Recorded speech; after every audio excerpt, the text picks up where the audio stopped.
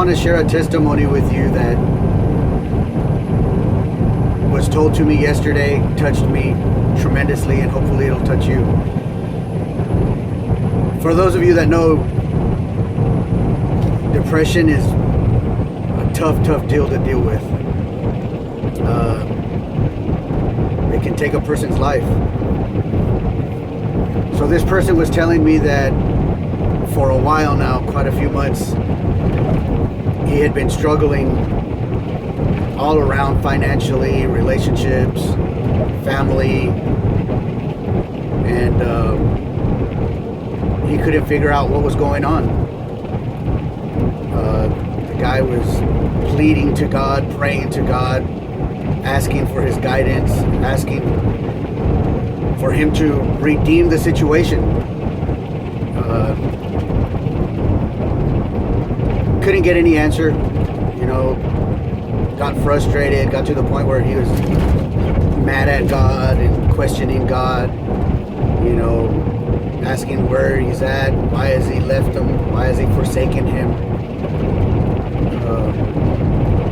He couldn't figure it out. He felt alone, is what he was telling me. He felt lost. He ended up going home, had some issues with a relationship he had, and he said that after he left the last time, he didn't know what to do. He was lost. He was at his wit's end financially, again, with his relationship and family, and just all the way around, he lost everything. And he didn't know what to do. He didn't know where to turn. He got to the point where he didn't want to be alive anymore. He decided he'd give up. He said that he was talking to God and telling God that he was done, that he had enough, that he couldn't do it anymore, that he couldn't find a resolution to all his problems, that he was done, he was out of it. He said that he was content, that he couldn't figure it out anymore, that he was tired. He said that he got as far as he was telling God that he was going to take his life and that he was okay with it. He was okay with the decision of taking his own life. Told God that he really wasn't worried about where he ended up, because he felt more like a failure than anything, and that the pain that he was going through surpassed whatever eternity had in store for him had he taken his life. So he had it planned out. He had it figured out that what he was going to do, how he was going to do it. Said that he got to his destination, pulled out his gun, cocked it, had his phone so he could message his family and let them know, and to call the cops and let them know where he was so they could go find him. And he said that he was ready to take his life and that he was very, very at peace with it. He was okay with it. He was no longer upset. He was no longer worried. He was no longer scared. He was no longer anxious or depressed. He was ready to go. He had made a decision. He was ready to go. And he told this to God very calm and collectively.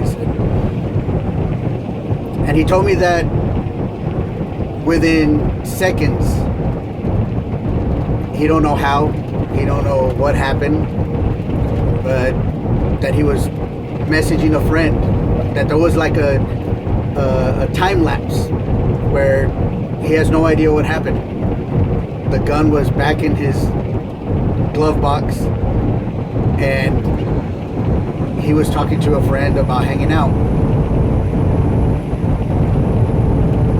Now, the moral of his story was, for years, he went to the top,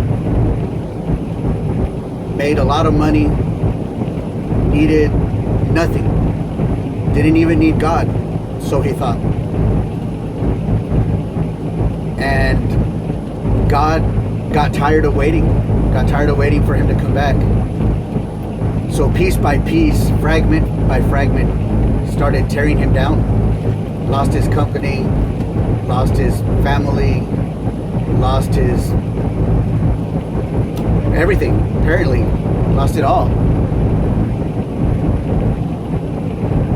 And it took him to get to the point where he realized that he had no more fight, that he realized that there was nothing he could do to fix his problems, that there was nothing he can do to pay his bills. So he was done. He got to the point where he had no other options, no other ways, no other resources.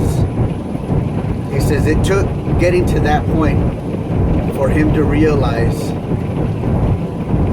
that God was trying to bring him back to him. And he was telling me that he realized that God told him that he was in that vehicle with him, that moment that he was ready to take his life, and that God took that gun out of his hand and put it up.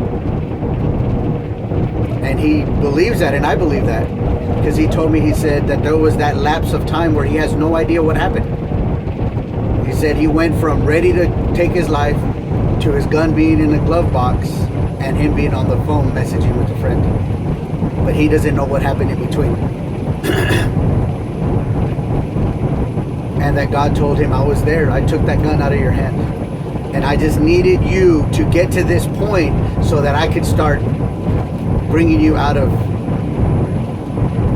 that depression, that lost and loneliness, that he had to get to the point where he had to surrender everything. I know I've been through depression, and it's no joke. I have a respect for people that go through it. Like, you have no idea. It's unreal. I wouldn't wish it on anybody. But many times we want to fix our own problems. We want to fix our own issues. We want to solve other people's problems. And that's not what we're meant to do.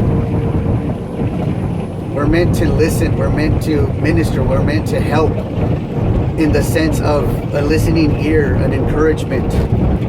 And if you can, financially or physically or whatever it is, then that's great and that's wonderful and that's a great gift to give. But we're not called to fix people's problems. We're not called to fix our own problems. We're expected to rely on God for His guidance, and He will show us the way. And he realized that all along, for the last, I don't know how many years, he said, he had lost his way. He had lost his relationship with God. And he finally broke him down piece by piece. All through while he was questioning, why are you taking all this away from me? Why are you doing this? I mean, what's going on? I'm a good guy. I'm a great guy. I mean, I've always been good to everyone. But God is a jealous God. And when you start putting money, your life, your hobbies, whatever, even people, your spouse, your parents, your friends, if you put anything above God, God will put up with it for a little while. But when He's tired, He'll start breaking you down. He'll start taking it all away. So that really touched me. It was amazing. It kind of brought things to perspective in my life. And I realized that I need to stop worrying about other people. I need to stop worrying about what people think. I need to stop worrying about trying to force people to love me, be with me, care for me. I need to stop trying to force God to drop a bag of money in my lap. I need to stop trying to figure out problems that I have no control over. It's not up to us. We are here just passing through. And God just wants us to trust in Him and live for Him and love Him and believe in Him. I'm amazed that this guy never hurt himself. But I'm amazed more that God never left his side. God was always there with him. He has a purpose. We all have a purpose. we just need to trust in God and let Him guide us in that direction so that we do His will and not our own. It was very, very awesome to hear that, and I hope somebody takes something from it, because I sure did. Changed my life and my perspective forever. I mean, I've realized where I need to be, and I realize where I need to go and where I'm headed. Call this a new leaf turned over, call it what you want, but it's changed my life and my way of thinking, and I'm very, very proud to say I'm gonna run as fast as I can for God.